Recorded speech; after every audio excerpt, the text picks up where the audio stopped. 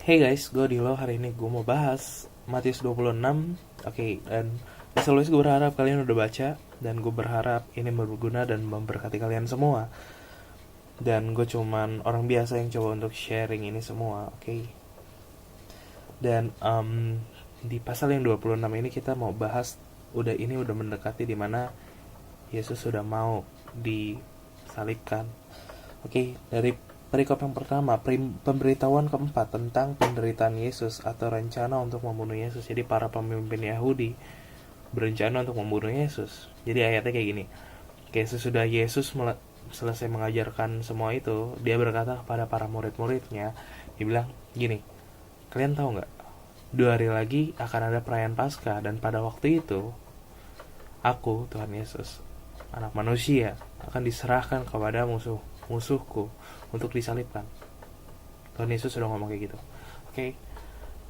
Tapi pada hari yang sama, para imam berkepala dan para penatua Yahudi berkumpul di istana Kayafas, yaitu imam agung. Mereka mengatur rencana secara diam-diam gimana caranya untuk menangkap dan membunuh Yesus. Tapi mereka berkata, jangan menangkap dia pada waktu perayaan Paskah karena berbahaya kalau sampai terjadi kerusuhan di antara kita dan orang banyak yang senang kepada Yesus. Istilahnya, jangan pas hari Paskah deh, nanti pas rame-ramenya banget gitu. Bahaya kalau misalkan kita tangkap dia pada hari itu, pasti akan terjadi kerusuhan di antara para pemimpin Yahudi dan orang-orang yang senang kepada Yesus. Oke. Setelah itu perikop selanjutnya adalah Yesus diurapi.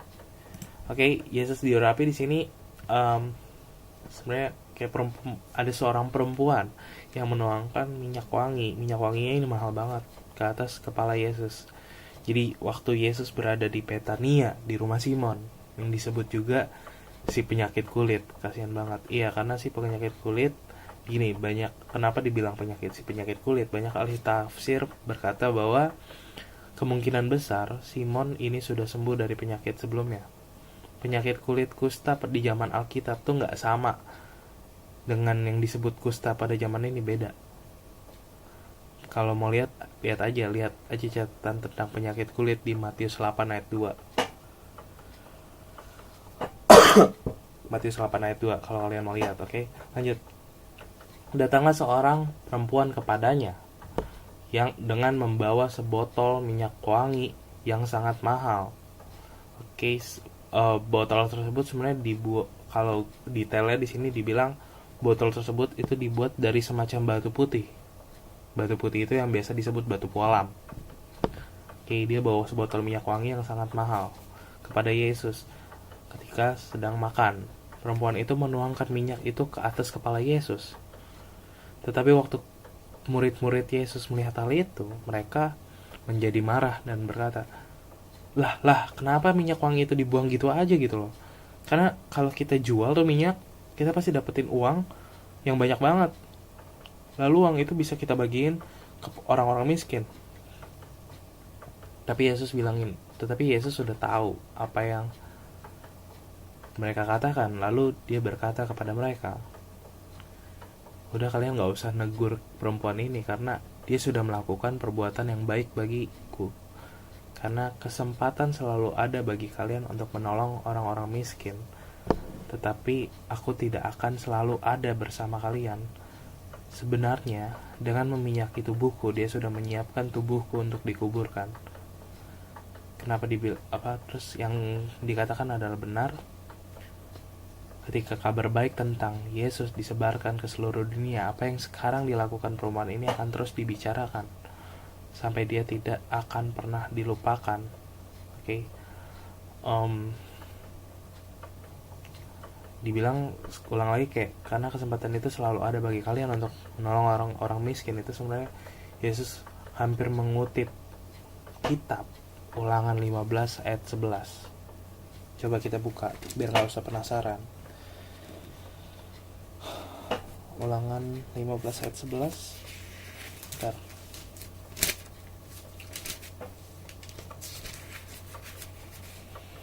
Dikatakan di Ulangan 15 ayat 11, sebab orang-orang miskin tidak hentinya akan ada di dalam negeri itu. Itulah sebabnya aku memberi perintah kepada kamu. Demikianlah harusnya engkau membuka tangan lebar-lebar bagi saudaramu yang tertindas dan yang miskin di negerimu. Yesus hampir mengutip ayat itu. Dan dibilang lagi waktu perempuan itu memiyaki tubuh Yesus, Yesus bilang dia sudah menyiapkan tubuhku untuk dikuburkan. Orang Yahudi itu biasanya naruh minyak wangi dan rempah-rempah pada mayat orang mati sebelum dikuburkan. Itu seperti pada ayat Markus 16 ayat 1. Tapi perempuan itu, Maria, mungkin tidak tahu bahwa Yesus akan mati. Dia menuangkan minyak wangi ke tubuh Yesus karena dia mengasihinya. Dan mungkin karena dia ingin menghormatinya dan berterima kasih kepadanya. Khususnya karena Yesus sudah membangkitkan. Kok jadi dibangkitkan sih? Karena Yesus sudah membangkitkan saudaranya Maria, yaitu Lazarus, dari kematian. Makanya dia menghormati Yesus dengan memberikan minyak wangi itu kepada Yesus. Dan apa yang kita dapat dari sini gitu. Oke, lalu gini. Jadi kan waktu itu Yesus lagi makan, perempuan itu datang nuangin minyak yang sangat mahal ke kepala Yesus. Tapi murid-muridnya Yesus bilang, kenapa minyak wangi itu dibuang gitu loh. Kalau kita jual, pasti dapat duit banyak. Terus duitnya bisa kita bagi-bagiin ke orang miskin. Tapi Yesus tahu maksud kita, dan Yesus bilang, kalian gak usah negur perempuan ini karena dia sudah melakukan perbuatan baik bagiku, karena kesempatan selalu ada bagi kalian untuk menolong orang-orang miskin. Tetapi aku tidak akan selalu ada bersama kalian. Jadi gini, sometimes ketika kita ngelihat orang yang hidup untuk Tuhan, contoh simpel, kalau misalnya kita di gereja gitu, kita ngelihat orang ada yang ngasih persepuluhan, bahkan bukan persepuluhan, per-90-an, dia udah ngasih 90 hartanya, 90% hartanya untuk gereja. Itu bukan karena hanya, jangan mandang kalian uang persepuluhan itu untuk gereja, tapi sebenarnya bukan. Kalian lakuin itu karena untuk Tuhan. Oke? Makanya jangan pernah pandang itulah. Oke, dan kenapa dia mau ngasih harta yang begitu besar kepada Tuhan? Dan sometimes orang-orang dunia bakal meledak, lu gila ya ngasih harta 90% ke gereja gitu, segala macam. Ya lah, itu duit gue bisa pakai buat beli mobil kali, gue bisa pakai buat ini, buat itu, dan segala macam. Oke. Dan bahkan ada yang solusi bilang, lu daripada lo ngasih kayak gitu, mendingan gue pakai buat pelayanan gitu ke Gunung Sinabung misalkan. Oke, udah lewat zamannya, tapi oke, gitu. Dan tapi Yesus tahu sebenarnya, tapi dia bilang, udah, kalian nggak usah negur.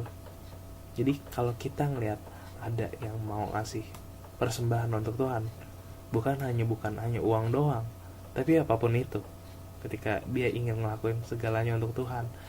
Misalkan contoh seseorang, gue ya gitu, gue punya band, dan ketika gue pengen bikin semuanya untuk Tuhan gitu loh, gue bikin liriknya, bikin segala macam untuk Tuhan, ya amin terus untuk Tuhan gitu loh. Gue takut juga melenceng sejujurnya. Oke, dan ketika gue lakuin itu, gue juga sempat ada orang yang negur, elah lu daripada buat kayak gitu, mending buat yang sekuler aja, lu bisa manggung di mana aja. Sekarang lo kalau Kristen kayak gitu, lo mau manggung di mana? Mayoritas di sini Islam dan segala macam. Nah, itu kita dibilang di sini, kalian nggak usah negur perempuan itu, kalian nggak usah negur bagi orang yang mau ngelakuin segalanya untuk Tuhan, karena dia udah ngelakuin perbuatan yang baik. Oke? Karena kesempatan untuk menolong orang miskin, kesempatan untuk misalkan di musik ya, kesempatan untuk bermusik, mendapat uang di bidang sekuler segala macam banyak banget. Tapi Tuhan Yesus gak selalu ada buat kalian. Maksudnya gak selalu ada buat kalian. Maksudnya kalian sendiri yang gak pernah cari hadiratnya. Bahkan coba kalau kita bandingin yang contoh yang udah kelihatan aja, 1 minggu ada berapa hari? 7 hari. Bagi kalian orang-orang Kristen, coba bayangin, kalian benar-benar hidup dalam Tuhan, kalian benar-benar cari Tuhan, kalian benar-benar rasain hadirat Tuhan pas kapan? Cuman minggu, dan itu cuma 2 jam 3 jam. Bagus kalau ada yang komsel, tapi sisanya itu untuk keperluan kalian sendiri gitu loh. Kesempatan untuk kalian hidup di dunia tuh banyak banget, tapi kesempatan untuk bersama Tuhan sangat sedikit. So jangan sia-siain, bahkan lo harus ubah gitu kesempatan yang dunia itu buat untuk Tuhan juga. Oke.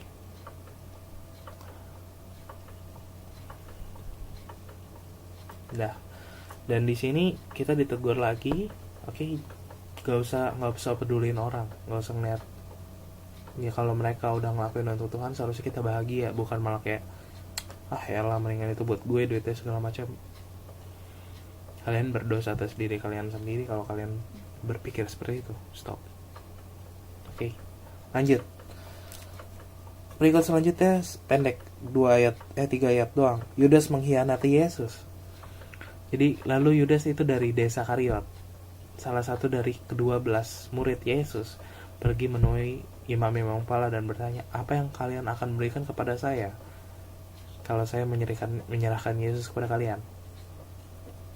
Terus mereka memberi 30 keping uang perak kepadanya, dan mulai saat itu Yudas mencari kesempatan untuk menyerahkan Yesus kepada mereka. Tapi sebenarnya Yudas sudah tahu belum sih bahwa Yesus kalau diserahkan ke mereka, Yesus bakal wafat? Sebenarnya Yudas nggak tahu.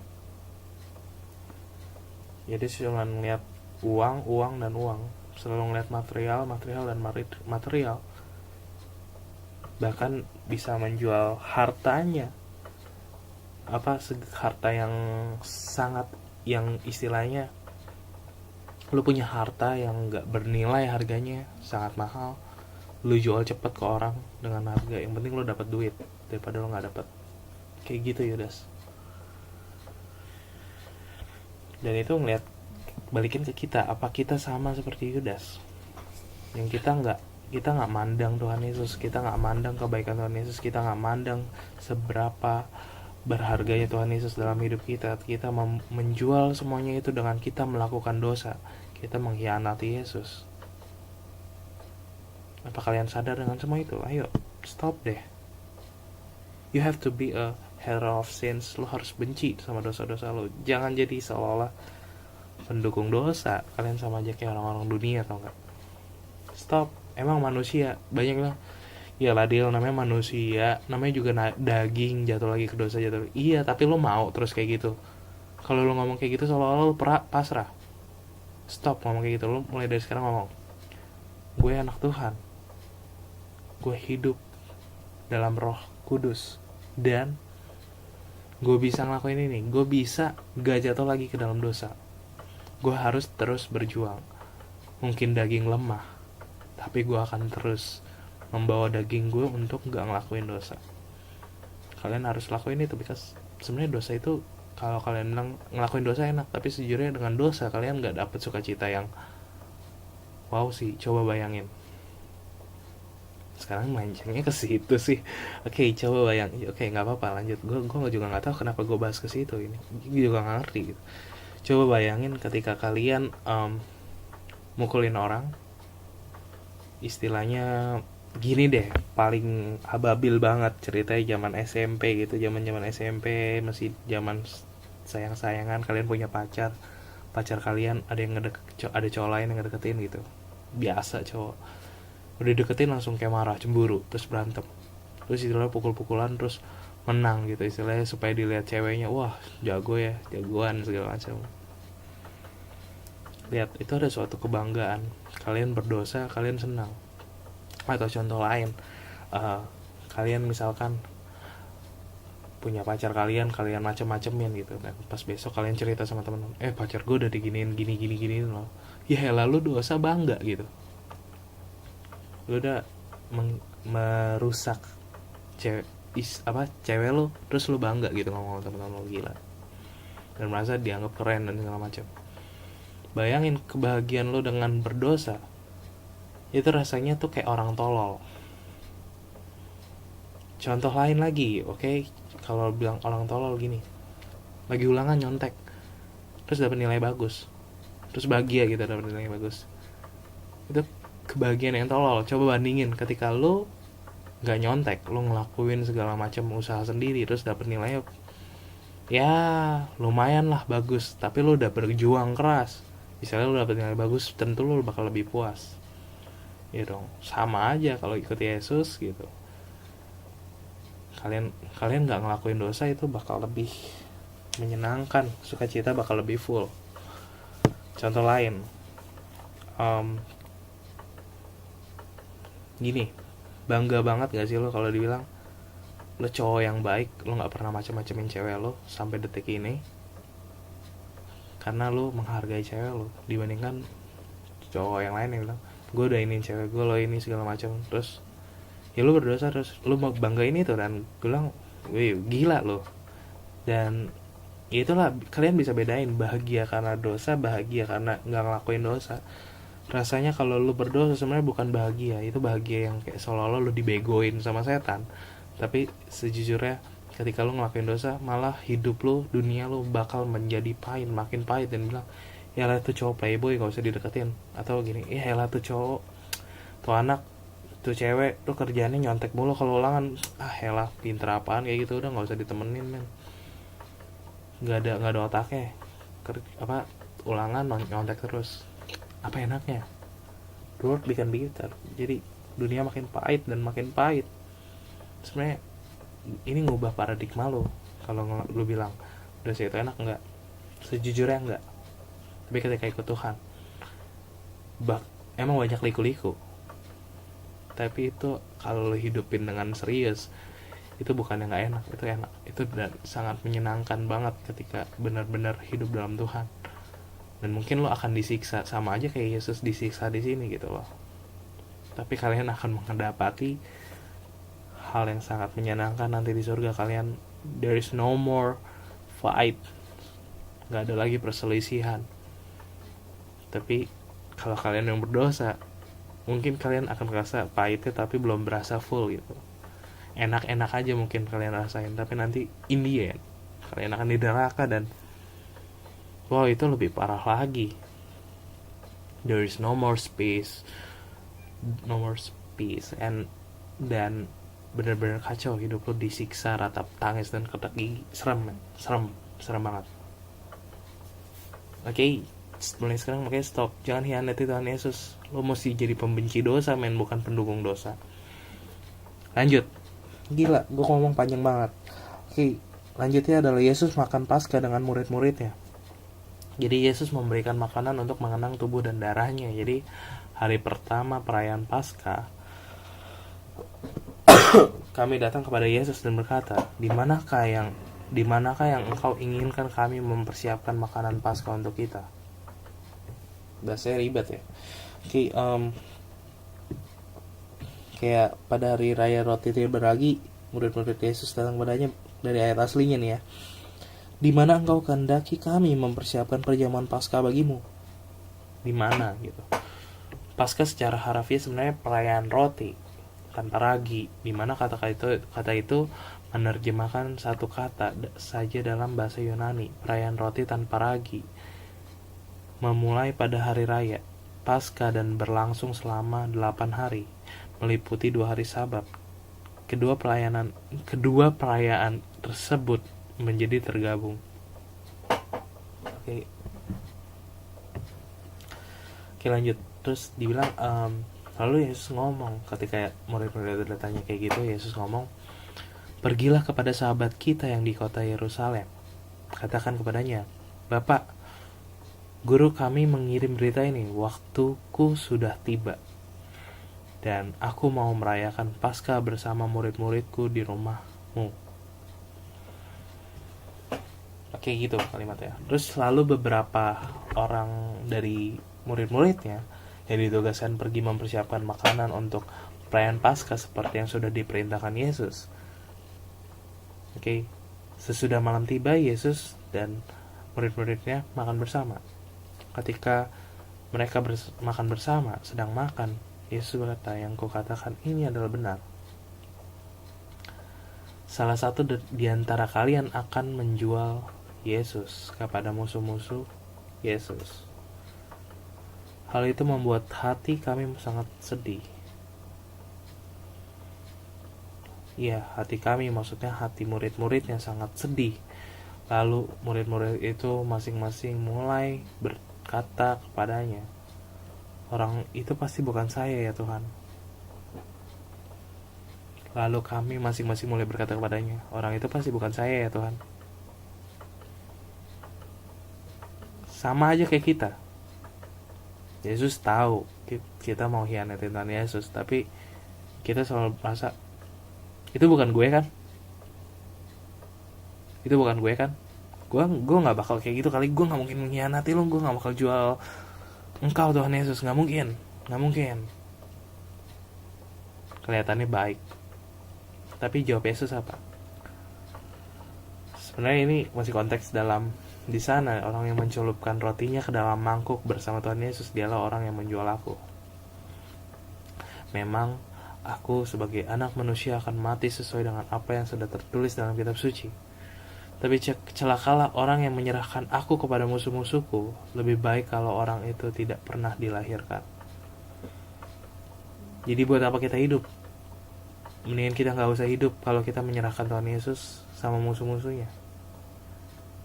Lebih baik kita gak hidup kalau misalkan kita masih aja ngelakuin dosa. Ini bukan artinya kalau lo ngelakuin dosa lo suruh bunuh diri, enggak ya. Gue gak ngajarin kayak gitu, men. I mean, lu buat apa hidup di dunia gitu kalau misalkan lu ngecewain, apa lu hidup buat diri lu sendiri. Tujuannya lu apa? Masuk neraka. Janganlah, lu berubahlah. Tujuan lo hidup ya jangan nyerahin Tuhan kepada musuhnya. Maksud gue, lu jangan berdosa. Terus lu percaya sama Tuhan Yesus dan hidup atas nama Dia gitu. Oke, ngerti kan? Come on. Lalu Yudas, orang yang sudah menjual Yesus dan segera akan menyerahkannya, berkata, bukan gue kan? Tapi jawab Yesus, demikianlah. Pendek gitu, demikianlah. Lalu ketika murid-muridnya masih makan, Yesus mengambil sepotong roti dan mengucap syukur kepada Allah untuk roti itu. Lalu dia sobek-sobek dan sambil memberikan kepada murid-muridnya dan berkata, terimalah dan makanlah, inilah tubuhku. Darah sih. Inilah tubuhku yang diserahkan bagimu. Oke, bentar. Gue kulik kayak itu gue hafal pas komuni soalnya. Maaf. Ya, itulah tubuhku gitu. Lalu setelah itu Yesus mengambil cawan yang berisi anggur, lalu dia mengucap syukur kepada Allah dan sambil memberikannya kepada kami dia berkata, kalian masing-masing silahkan minum dari cawan ini. Minumlah cawan anggurku ini. Ambillah cawan anggurku ini. Inilah darahku yang ditumpahkan bagimu, bagi banyak orang dosa, supaya dosa-dosa mereka diampuni. Darah dari kematian Yesus menjadi tanda bahwa perjanjian yang baru antara Allah dan manusia sudah resmi. Oke. Yang dikatakan benar. Mulai sekarang Tuhan Yesus tidak akan minum anggur seperti ini lagi sampai tiba saatnya kerajaan yang dijanjikan Bapa sudah nyata. Pada saat itu Tuhan Yesus akan minum air anggur baru bersama-sama dengan kalian. Lalu kami menyanyikan sebuah lagu pujian kepada Allah, dan sesudah itu kami pergi ke Bukit Zaitun. Kami maksudnya murid-murid Yesus. Oke. Lanjut.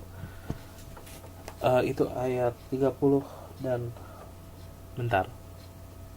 Selanjutnya, berikut selanjutnya adalah ngomong Petrus akan menyangkal Yesus. Dia berterus terang bahwa Petrus akan menyangkal Tuhan Yesus, akan menyangkal dia. Lalu Yesus berkata kepada murid-muridnya, malam ini kalian semua akan berhenti percaya kepadaku dan meninggalkan aku, karena harus terjadi sesuai dengan apa yang tertulis di dalam kitab suci, di mana Allah berkata, aku akan memukul dan membunuh gembala itu. Pada waktu itu domba-dombanya akan lari ke sana kemari. Oke? Ketika Tuhan Yesus dibunuh, dipukul, domba-dombanya akan lari ke sana kemari, istilahnya ketakutan. Ketika tuannya udah diambil. Tetapi sudah Allah membangkitkan aku kembali dari kematian, aku akan mendahului kalian ke Galilea. Itu kata Tuhan Yesus kayak gitu. Lalu Petrus berkata, mungkin teman-teman lain akan berhenti percaya dan meninggalkan ke engkau, tapi mungkin teman-teman kalian iya, but gue enggak lah, gue gak bakal ninggalin engkau Tuhan Yesus. Asik. Tapi Yesus jawab, yang dikatakan adalah benar. Malam ini sebelum ayam berkokok, kamu sudah 3 kali berkata tentang aku seperti ini, saya tidak kenal orang itu. Tapi Petrus ngomong, kalau memang saya harus mati bersama dengan engkau, saya siap. Karena saya tidak akan berkata bahwa saya tidak mengenal engkau. Dan kami semua juga berkata seperti itu. Keren ya. Kelihatannya Tuhan udah tahu kalau kita bakal menyangkal dia, tapi kita aja masih ngeles gitu. Gak mungkin lah. Tuhan bilang, jangan kesini, lo pasti akan jauh sama Tuhan. Tapi bilang, nggak mungkin Tuhan, gue mau tetap. Misalkan nih contoh, orang tua kalian ngomong gini, kalian jangan pergi malam-malam ke diskotik sama teman-teman kalian lah, nanti teman-teman kalian yang narkoba misalkan, janganlah kalian pergi sama mereka, nanti kamu malah ikut-ikutan sama mereka dan segala macam. Orang tua udah tahu yang terbaik, tapi kita yang bilang ini, yalah nggak mungkin lah, gue pasti pendirian gue kuat, gue nggak mungkin ikut-ikut sama mereka dan segala macam. Dan itu akhirnya terjadi. So jangan menyangkal Tuhan deh, jangan terus menyangkal Tuhan. Kalau dikasih tahu Tuhan ini itu ya lakuin gitu loh, jangan terus kayak ngeles ini itu gitu loh. Oke, perikop selanjutnya itu di Taman Getsemani. Jadi Yesus berdoa sendirian di situ. Jadi ceritanya Yesus waktu sesudah Yesus bersama-sama dengan muridnya, dia ke suatu taman yang bernama Taman Getsemani. Dia berkata kepada mereka, kalian duduk di sini dulu karena aku mau pergi berdoa. Lalu dia menyuruh Yakobus dan Yohanes, yaitu kedua anak Zebedeus, dan Petrus ikut bersamanya. Waktu itu Yesus merasa sangat sedih, hatinya sangat tidak tenang.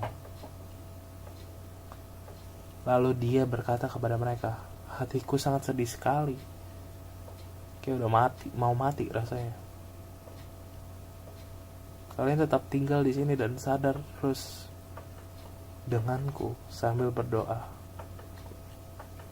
Lalu dia pergi sedikit lebih jauh daripada mereka, lalu sujud dan berdoa katanya, ya Bapakku, kalau bisa janganlah biarkan aku menjalani penderitaan ini secara daging.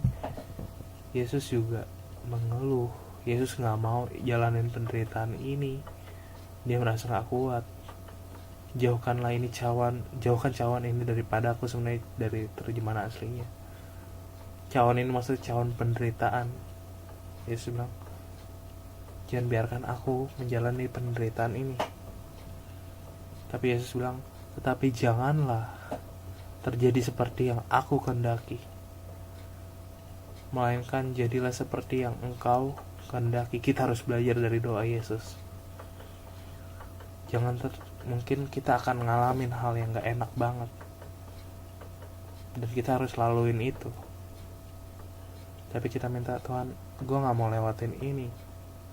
Tapi satu hal, jangan terjadi seperti apa yang kita kehendaki, tapi seperti Tuhan yang kehendaki dalam hidup kita. Karena mungkin kalau Tuhan yang kehendaki, kita secara mata jasmani kita bilang gak enak, tapi sejujurnya enak banget.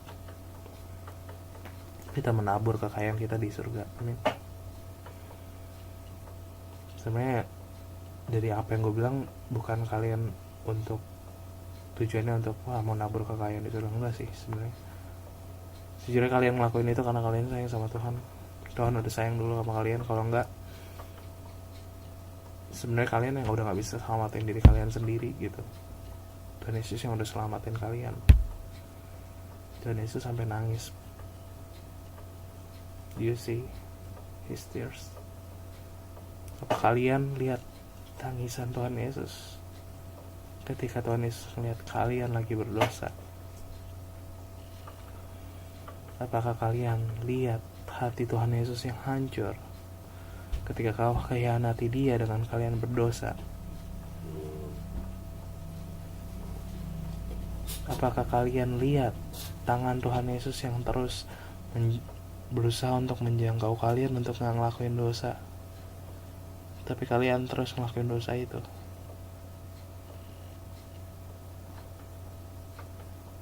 Apakah kalian lihat Tuhan Yesus yang udah sedih banget? Banyak banget yang diantara kita yang seolah-olah hidup dalam Yesus, tapi padahal enggak. Yang kita bisa bilang, gue satu dodong, gue layanan, tapi sejujurnya lo gak ngelakuin itu dengan hati. Apa Tuhan Yesus gak sedih ngeliat itu semua? Oke, lanjut. Sesudah berdoa seperti itu, dia kembali kepada 3 murid yang lalu dan dia lihat mereka sedang tertidur. Lalu dia berkata kepada Petrus, ternyata 1 jam aja kalian gak sanggup untuk terus melek bersama Yesus sambil berdoa. Dan Yesus bilang, sadarlah terus sambil berdoa supaya kamu masing-masing tidak berdosa ketika dicobai iblis. Memang rohmu berbuat yang baik, tetapi tubuhmu tidak sanggup. Memang rohmu kuat, tapi tubuhmu lemah. Oke. Dari yang sini kalian harus peka lagi. 1 jam aja kalian gak sanggup sadar melek terus bersama Yesus dan sambil berdoa. Tuhan bilang terus sadar sambil berdoa supaya kamu masing-masing gak berdosa ketika dicobai iblis. Hey, bangun buat kalian semua gitu loh. Bangun, jangan, maksudnya bangun dalam artian gini, bangunlah iman kalian gitu loh. Jangan kalian seolah-olah tertidur, jangan seolah-olah kalian kebablasan, dan seolah-olah kalian ngikut dan kepancing ketika iblis cobain kalian dan kalian akhirnya berdosa dan kalian gak sadar dengan semua itu. That's why, karena kalian gak berani terus melek, kalian gak berani, gak bisa terus berdoa tiap hari. Coba jujur sama gue, banyak banget yang dari kalian yang berdoa tiap hari, banyak yang bolong, bahkan banyak yang hampir gak pernah. Even ada yang berdoa, oke, tapi hati kalian gak sungguh-sungguh berdoa.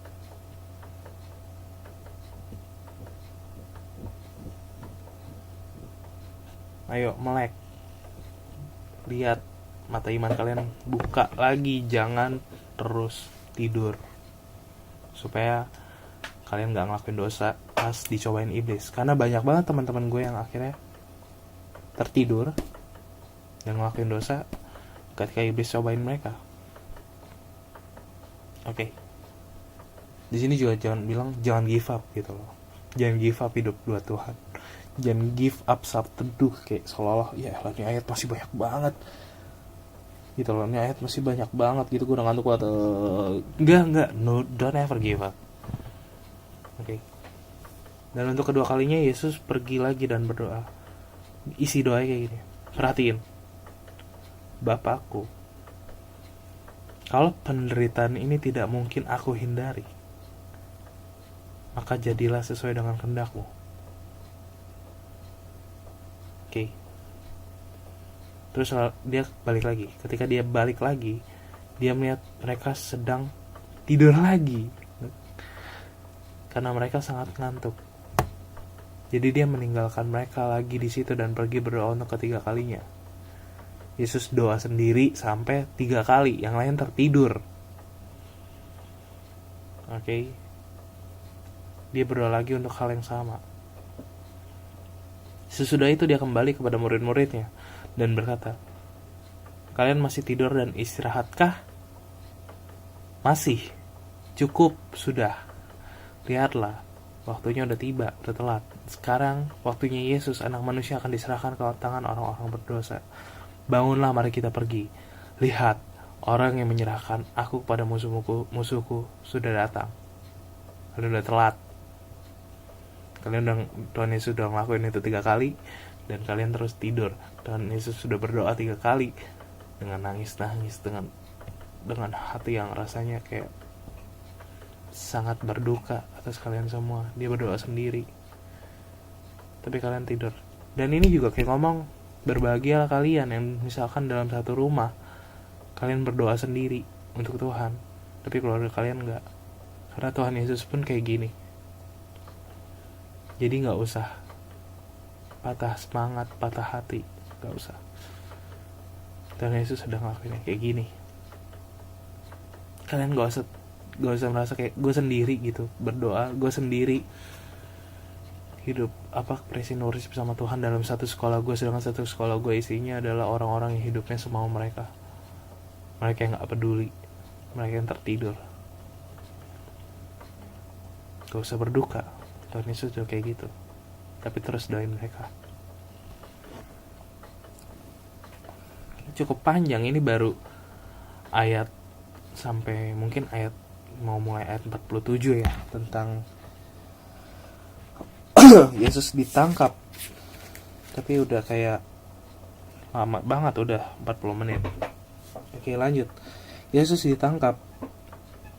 Pada waktu Yesus masih berbicara, datang Yudas, yaitu seorang dari ke-12 murid dia. Lalu dia datang sebagai penunjuk jalan bersama orang-orang yang banyak membawa pedang dan tongkat kayu. Mereka adalah orang-orang yang disuruh oleh para imam kepala dan para pemimpin Yahudi. Sebelumnya Yudas sudah ngomong kepada mereka begini. Jadi dia udah bilang, ini nanti orang yang gue peluk, dia Yesus, tangkap ya. Setelah Yudas sampai di tempat itu, dia mendekati Yesus dan berkata, "Salam guru." Lalu dia memeluk Yesus. Memeluk di sini secara harfiah kayak mencium. Oke, ini cara yang wajar di antara orang Yahudi untuk bersalaman gitu. Jawab Yesus, "Hai sobat, lakukanlah apa yang menjadi rencanamu." Di ayat aslinya dikutip seperti ini. Salam Rabi. Lalu dia mencium dia. Tapi Yesus berkata kepadanya, "Hai teman, hai sobat, untuk itukah engkau datang?" Oke. Maka majulah mereka memegang Yesus dan menangkapnya.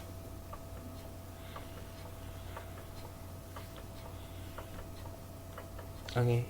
Setelah itu, tapi tiba-tiba salah seorang dari murid Yesus yang bersama Yesus mencabut pedangnya dan menyerang seorang budak imam agung.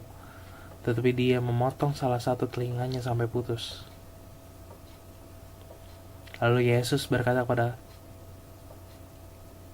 muridnya itu, "Masukin lagi pedangnya. Karena siapa yang membunuh orang dengan pedang akan mati terbunuh oleh pedang juga. Jangan lupa bahwa aku mempunyai kuasa untuk meminta pertolongan dari Bapakku, dan dia bersedia segera mengirimkan lebih dari 12 batalion." Dari terjemahan aslinya 12 pasukan malaikat yang membantu aku. 12 batalion. Satu batalion sebenarnya bisa dibilang ini gak lebay sih. Oke, dikira ada nge-lag, maaf.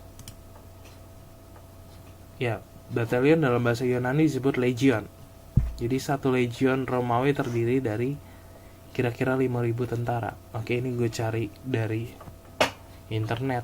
Maksudnya 12-nya tuh 12 pasukannya kayak apa gitu.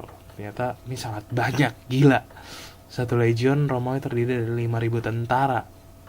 Oke, satu batalion. Bayangin 12 kali 5. Berapa ribu tentara? Yang bener aja gitu. Berapa ribu tentara malaikat untuk menolong Tuhan Yesus.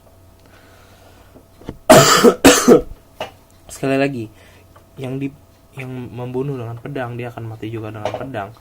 Yang membunuh batin orang dengan mengata-ngatai dia, mengejek dia akan juga diejek.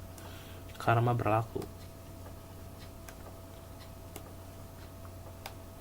Karmanya sebenarnya kalau kalian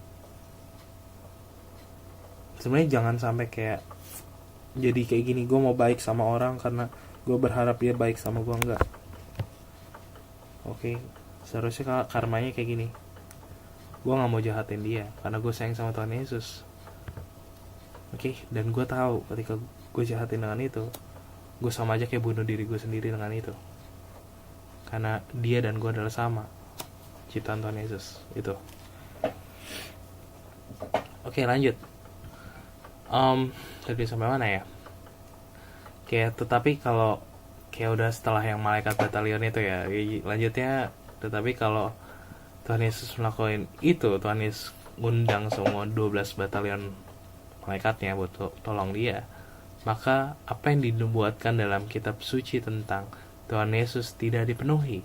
Lalu Yesus berkata dengan orang banyak itu, kalian pikir aku ini penjahat? Sehingga kalian harus membawa pedang dan tongkat kayu ke sini? Padahal setiap hari aku duduk mengajar di teras rumah Allah. Kenapa kalian nggak nangkap aku di situ? Tetapi semua ini terjadi supaya apa yang dinubuatkan oleh para nabi ditepati. Lalu murid-muridnya melarikan diri, meninggalkan Tuhan Yesus. Benar kan? Seperti apa yang dinubuatkan. Ketika Yesus ditangkap, domba-dombanya lari ke sana kemari. Iya. Murid-muridnya melarikan diri, meninggalkan dia. Lanjut. Ayat 57 tentang Yesus di hadapan mahkamah agama. Yesus dibawa menghadap sidang mahkamah agama orang Yahudi. Sesudah itu mereka menahan Yesus, membawanya ke rumah imam agung, yaitu Kayafas. Para ahli Taurat dan para pemimpin Yahudi sudah berkumpul di situ. Tetapi Petrus mengikuti Yesus dari jauh sampai dia ikut masuk ke halaman rumah imam agung itu. Di sana dia duduk bersama dan para penjaga imam agung itu supaya bisa mengetahui apa yang akan terjadi dengan Yesus. Kepo istilahnya. Waktu itu para imam kepala dan seluruh mahkamah agama berusaha untuk membuktikan bahwa Yesus bersalah, supaya menurut hukum Taurat mereka bisa menjatuhi hukuman mati kepadanya. Jahat ya manusia. Oleh karena itu mereka mencari, lalu menemukan orang yang berpihak pada mereka, yang bersedia untuk memberikan kesaksian palsu melawan Yesus. Tetapi walaupun cukup banyak orang maju dan memberi kesaksian, apa yang mereka katakan berbeda satu sama lain. Namanya juga palsu. Kalau orang bohong tuh kelihatan, yang satu ngomong A, yang satu ngomong B. Jam segini ngomong A, nanti beberapa saat kemudian ngomong B. Gak konsisten. Itu kelihatan kalau orang bohong. Karena itu sidang mahkamah tidak berhasil membuktikan kesalahan apapun dari Yesus. Ketahuan bohong ya. Akhirnya ada 2 orang yang mau maju untuk bersaksi. Mereka berkata, orang ini berkata, aku bisa merobohkan rumah Allah dalam 3 hari saja aku akan membangunnya kembali. Orang-orang itu jadi nuduh Yesus. Dibilang Yesus ngomong kayak gitu. Lalu imam agung itu berdiri dan berkata kepada Yesus, kenapa kamu gak jawab? Banyak orang yang sudah bersaksi tentang kesalahan-kesalahanmu. Tapi Yesus tetap diam aja. Silent is better. Kalau kalian ngadepin masalah juga lebih baik kalian diam. Orang mau marah-marah, mau gimana, kalian disalahin padahal enggak. Kalian dituduh padahal kalian benar. Kalian gak usah membela diri. Cukup diam. Karena kebenaran akan diungkapkan pada waktu yang tepat. Time will tell you the truth. Oke? Lalu imam agung berkata lagi kepadanya, dalam nama Allah yang hidup, aku menyuruh kamu untuk menjawab dengan benar, apakah kamu adalah Kristus, yaitu anak Allah. Yesus jawab, demikianlah. Dan aku berkata kepada kalian bahwa mulai sekarang kalian akan melihat aku sebagai anak manusia duduk di tempat yang paling terhormat di sebelah yang maha kuasa, dan ketika aku datang kembali dari surga kalian akan melihat aku datang dalam awan. Dan orang-orang di situ coba bayangin, pasti nangkepnya, gila nih orang. Ya enggak? Ketika imam agung dengar itu, dia robek-robek bajunya yang dipakai Yesus. Dalam kemudian orang Yahudi merobek baju adalah tanda sangat sedih atau sangat tidak setuju.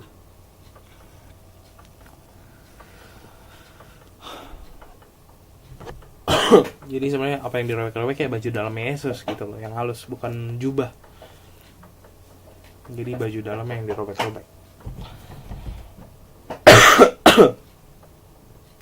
Sambil robek-robek dia bilang, dia menghina Allah. Buat apa kita mencari saksi-saksi lain lagi? Sekarang kalian sudah mendengar sendiri dia menghina Allah. Jadi apa keputusan kalian? Jawab mereka, dia bersalah dan harus mendapat hukuman mati. Sesudah itu ada dari antara mereka yang meludahi wajah Yesus dan menamparnya. Mereka menutup matanya dengan sepotong kain dan sambil memukuli dia, mereka berkata, "Hai Kristus, kalau kamu seorang nabi, tebak siapa orang yang mukulin lo." Gila ya. Tapi Tuhan ngapain? Dia diem. Waktu Tuhan Yesus disalib apa? Dia bisa turun, tapi Tuhan Yesus tetap diam dan terusin hukuman itu. Time will tell you the truth. Dan in the end, semua kebenaran terungkap. Even sampai sekarang masih ada yang gak percaya. Dan pada saat waktu yang tepat, Tuhan Yesus akan datang lagi. Oke. Jadi kalau ada yang kalian mikir, gue takut nih kalau gue jujur bakal jadi kayak gini, gue bohong aja. Enggak. Time will tell you the truth. Time will give you the best. Tetaplah jujur, karena segala sesuatu akan indah pada waktunya. Jadi tetap jujur, jangan jadi bohong. Jadilah diri kalian sendiri. Oke, lanjut. Perikop selanjutnya yang terakhir, Petrus menyangkal Yesus. Pada akhirnya Petrus menyangkal Yesus. Tadi Petrus akan menyangkal, tapi sekarang Petrus menyangkal Yesus. Petrus berkata bahwa dia tidak mengenal Yesus. Jadi pas itu Petrus sedang duduk di halaman rumah itu. Lalu seorang pembantu perempuan mendekati dia dan berkata, "Ih, lu kan salah satu pengikut Yesus yang di Galilea itu kan, orang Galilea itu kan." Petrus nyangkal di depan mereka semua dengan berkata, "Gue gak ngerti deh, lu ngomong apa sih?" Gitu. Lalu dia pergi ke pintu masuk ke halaman itu, dan seorang pembantu perempuan yang lain melihatnya dan berkata kepada beberapa orang yang ada di situ, "Orang ini pernah mengikuti Yesus dari orang Nazaret nih." Gila. Dan Petrus kembali nyangkal dengan bersumpah. Gila loh, yang bersumpah gitu. Demi nama Tuhan Yesus, enggak. Oke, bukan gitu sumpahnya. Oke. Gue sumpah deh, enggak kali. Biar Tuhan saksi dari yang saya katakan ini, saya tidak kenal orang itu. Gila. Yang benar aja gitu. Sampai segitunya, supaya meyakinkan orang. Tidak lama kemudian, orang-orang yang berdiri di situ berkata, "Benar, kamu adalah salah seorang dari antara mereka, karena dari logat bahasamu kami tahu bahwa kamu juga orang Galilea." Tapi Petrus ngomong, "Saya nggak kenal orang itu. Kalau saya bohong, biar Tuhan yang di surga menghukum saya." Gila, ngomongnya kuat banget. Dan saat itu adalah ayam langsung berkokok. Kayak yang gue bilang sama tadi, jangan bohong gitu loh. Istilahnya kalau lu bohong, lu dosa. Dari yang balik gue bilang, you have to be a hater of sins. Jadi sukacita lo apa sih ketika lo ngebohong? Gak ada sukacitanya. Coba lihat, ini hidup dalam ketakutan, dan lu coba dengan meyakinkan orang banyak kalau lu benar gitu dan segala macam, padahal orang-orang itu udah tahu. Dan in the end, kayak istilahnya lo ngerokok nih. Kalau kenapa gue ngomong ini, karena bokap gue perokok banget, gila, gue udah sampai enak nyium ya. Oke, jadi curhat. Oke, perokok nih, puntung rokok kalau lagi nyala nih, coba lo tutupin di bawah meja gitu, lo tutupin pakai tangan. Orang-orang nggak bakal ngeliat lo lagi ngerokok atau rokok itu lagi nyala, lo nggak bakal lihat itu. Tapi orang nyium juga kan baunya kalau ada bau rokok yang lagi terbakar. Kayak gitu. Mau dosa mau ditutupin kayak apapun, itu dosa, kelihatan. Mau bohong mau kayak ditutupin apapun, in the end bakal terbongkar. Oke? Jadi janganlah, nggak usah bohong-bohong gitu. Lu jujur aja, terus kenapa gitu. Lu kalau bohong, mungkin lu rasanya nggak enak. Mendingan gimana sih? Bersenang-senang dulu baru nggak enak, atau nggak enak dulu baru senang? Dan senangnya itu istilahnya, kalau senang dulu baru nggak enak, istilahnya senangnya dikit, gak enaknya banyak. Gitu, bayangin aja. Gak enak dulu baru senang, gak enaknya dikit, senangnya banyak. Pilih mana? Oke. Lanjut.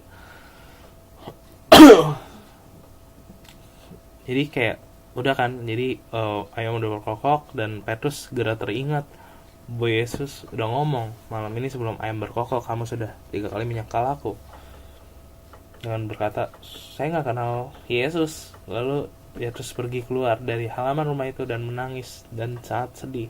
Bayangin duka citanya ketika kalian ngelakuin dosa. Kalian harus seperti jadi orang yang Petrus.